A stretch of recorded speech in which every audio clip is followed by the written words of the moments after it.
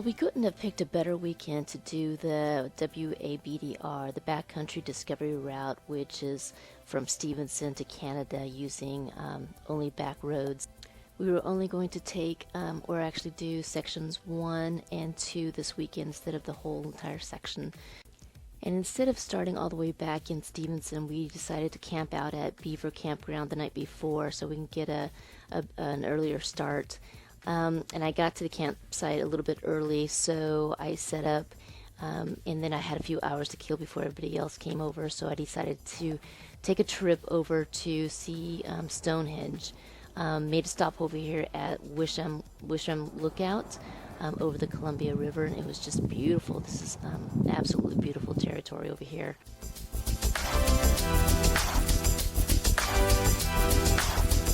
And this is this is actually Stonehenge Drive heading into the monument, and it's absolutely just beautiful up here.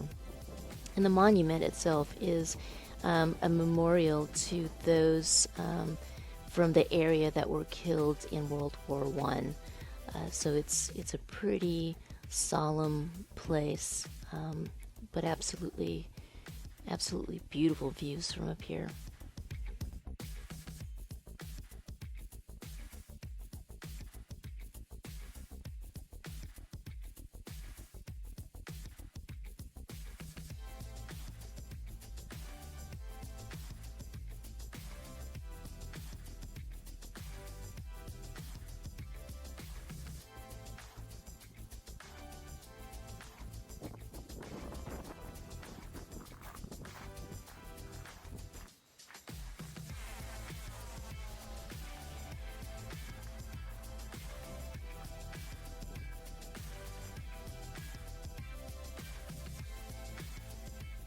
And by the time I got back to camp, the rest of the riders had shown up and set up their tents, and now we pretty much have taken over the campground.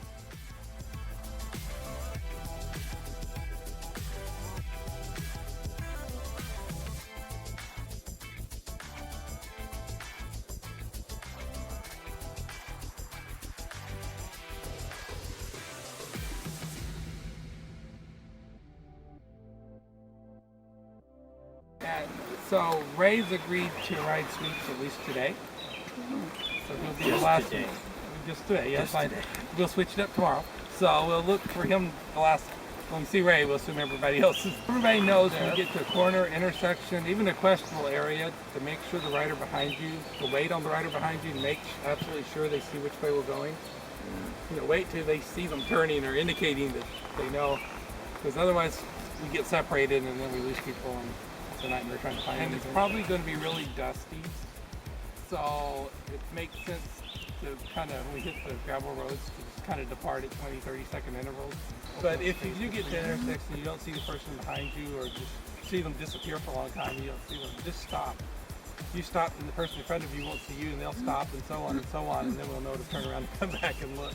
And everybody just rides their own comfort level, you know, don't try to go faster and comfortable going, or just go speed you're comfortable with. We're taking a group photo shot before taking off for the ride, and the effort that it took for us to get that, we had all set self-timers and had to basically run to get into the shot ourselves, but it was fun. Here at Carson, Texaco, just getting our tanks filled for the day, and off we go.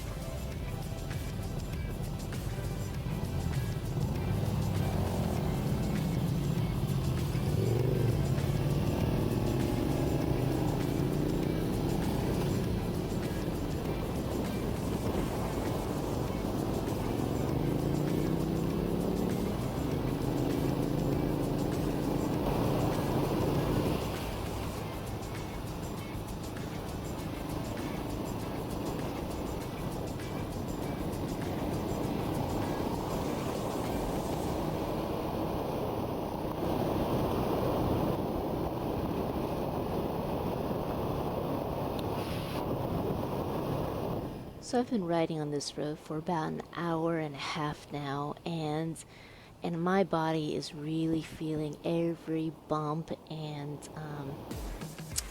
rock and imperfection in the road. And this is only my 5th time going off road, and even though the road is relatively easy, it's my body that's just not used to the being all banged up and beat up. And this is a really steep incline, and you're on your pegs and you're working that wrist, and I honestly and just feeling the burn in my forearm, just not used to it. And so it's a really rough time for me right now. I mean, mentally it's fine, it's fun actually, but it's just my body. I'm like, when is this going to end? And that's never a good feeling when you're just now beginning the trip. So my recommendation to folks that want to go on the WABDR, just if you've been riding and you're used to riding all day and you're used to riding these conditions, great. If you're not, just kind of work up to it. I made the mistake of not doing that, so I'm paying for it now.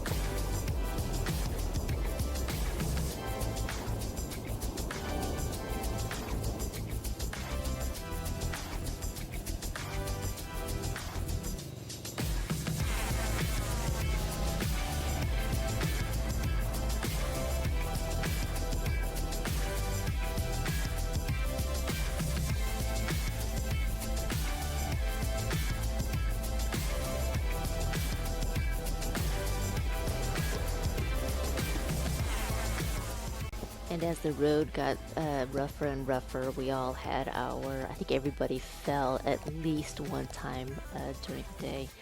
At least one time. I know several of us fell about 4 or 5 times. And that includes me.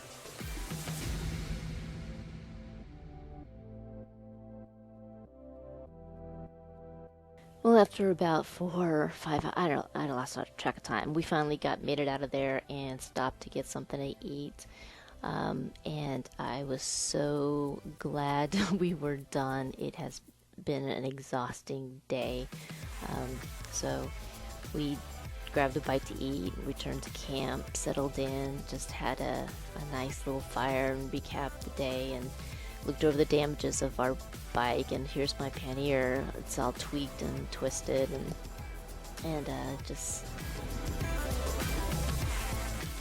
here are the guys going off for section 2, day 2. There's no way that I was going to be able to go with them, so I just kind of wished them well, and was looking forward to hearing stories for their adventure on their second part. But thanks for watching. Oh, and on the way home, one of our riders got into a motorcycle accident and fell off her bike and broke her wrist. And thank goodness she's okay. But still, that was scary. But thankfully, she's fine. But her riding season is over.